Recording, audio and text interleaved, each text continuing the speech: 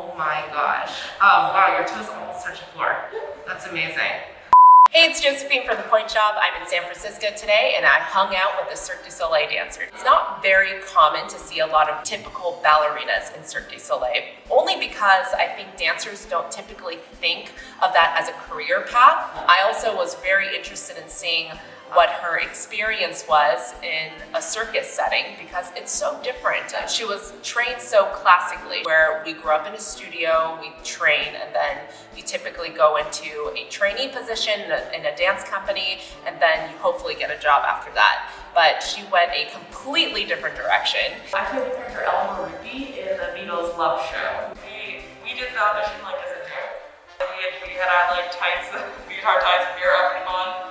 And we walked in and everyone was in like their sports bra. And so then we made it through, and then that night the casting was like, you guys like lose the leotard tights in the bun, like be relaxed. How Cirque works is they just do an open audition. And so from then the casting director will look at people and try to place them directly in the shows, or like have a character or something in mind. So typically when you go into an audition for a ballet company, they're all looking for the same thing. But because Cirque du Soleil, they are looking for specific people for certain parts of the show.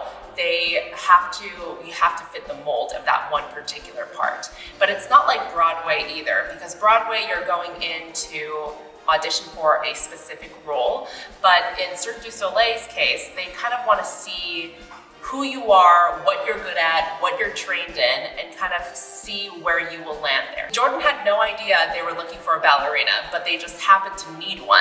So when she stepped into the audition, they automatically saw her, and they also needed someone who was taller because they wanted someone who was bigger than life. So Jordan happened to be tall, she happened to be a ballerina, she stepped into audition like she was going to a ballet audition with her bun and her leotard and her tights and her pointe shoes, and then they were like, oh, we know exactly where to put you. So she just happened to be very lucky, and it worked out really well for her.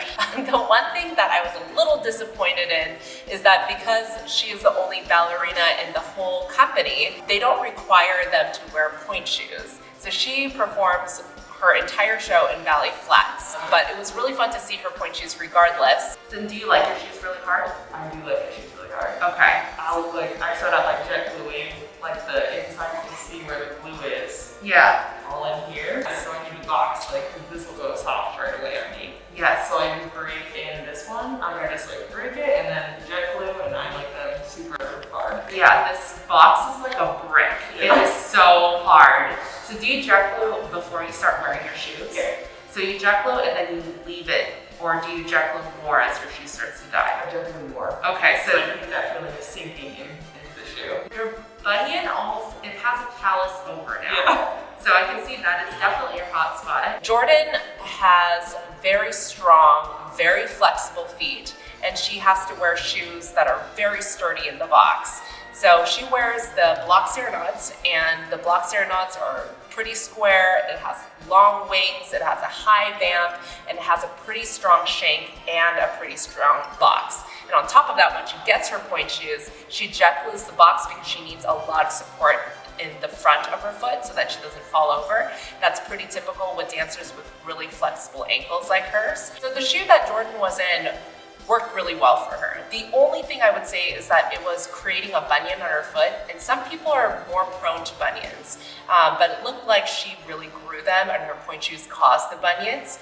The only thing that I would change for her is to get a shoe that is a little bit rounder right around her bunions so that she has a little bit more space, because it looked like it was constantly rubbing in the pointe shoes that she was in.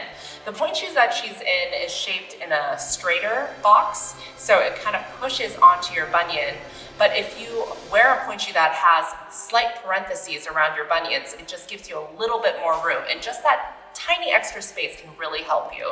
So if you're suffering from bunions, if you feel like it's bothering you, maybe changing the shape of your pointe shoe will help, even if it's just a tiny bit. If you like this video, don't forget to subscribe, click like, and hit that notification bell. All of these things help us out. We have more merch on our website. You can buy that there, and you can sign up for a virtual fitting. Everything's going to be in the description box. If you have any questions, leave that in the comments, and I will answer that the best way I can. See you guys later.